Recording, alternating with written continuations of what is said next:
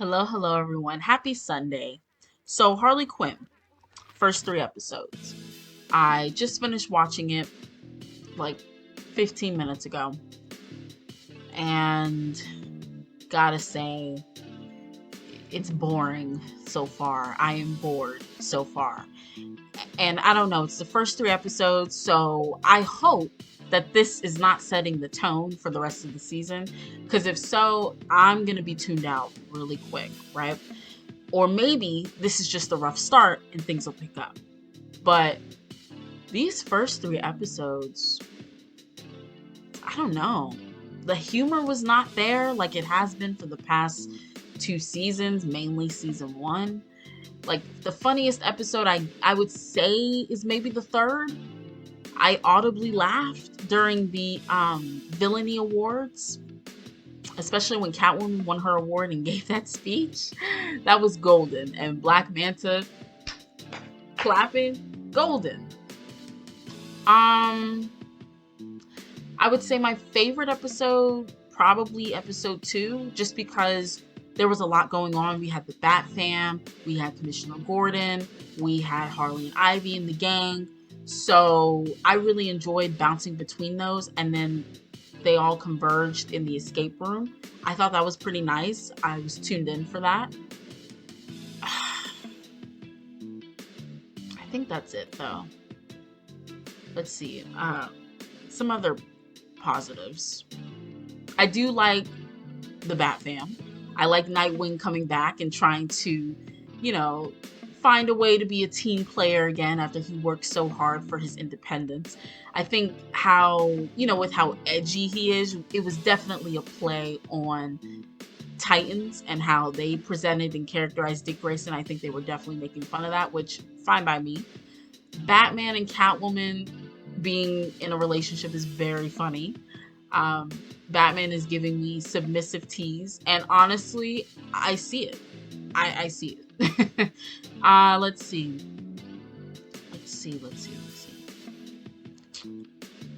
I feel like that's it. I don't know. Episode one was my least favorite, just because the writers don't seem to want Harley and Ivy to just take some space for one another. All couples need their alone time. They need to be separate to just have that peace away from their significant other. Could you imagine being joined at the hip with your significant other all the time? You would lose your mind and you would grow to resent your partner. And the writers, I don't know if it's purposeful, they just don't seem to want Harley and Ivy to be separated. And it's not just the first episode, it's throughout all three. There are rarely any moments where they're not together, where they're just by themselves, being reflective or just doing their own thing. Like, I don't get it. I think that's the main issue, is that they're so joined at the hip and they don't need to be. Like, they've only been together, what, 2-3 weeks?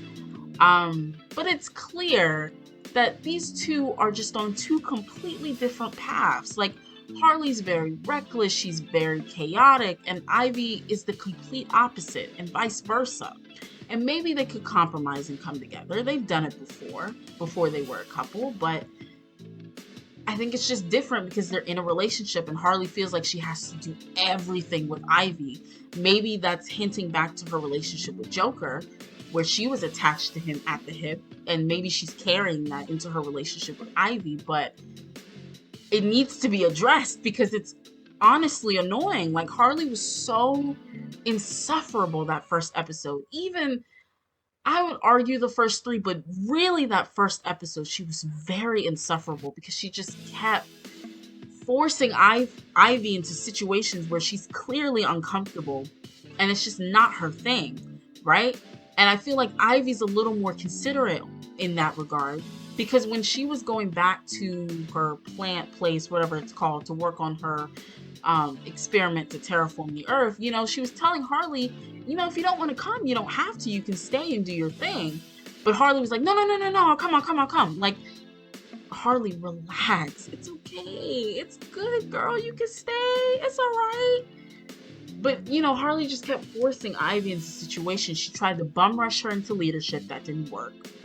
You tried to give her all these presents, and it's obvious it's not as thoughtful outside of the one where she brought her to her plant area, whatever it's called. I'm forgetting already.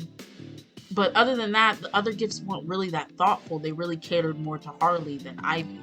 It's just, ah, I don't know. I'm surprised they wanted to present the couple this way because they just seem like they're annoyed with one another. Every activity Harley had planned, Ivy was not into it. And then when Ivy was doing her thing with the plants, um, Harley was dreading it and wanted to go. It's just weird. Now, I think it kind of improved in the second and third episode. They're kind of learning to come to a compromise. But come on, guys. Come on. Other than that, so we had Clayface. He's doing his thing as an actor. I was kind of bored by that. It felt more interesting in the first two seasons. I think because it was integrated with the actual plot. Like when Clayface went undercover at the university while Harley and Ivy were doing their thing, it worked. It was really funny. But this is him trying to do this movie and having James Cameron sit on him while he's a chair. It just feels so separate from everything that's going on. It's hard to really be invested in it. Let's see, what else is going on? Kite Man. We saw Kite Man again in the third episode.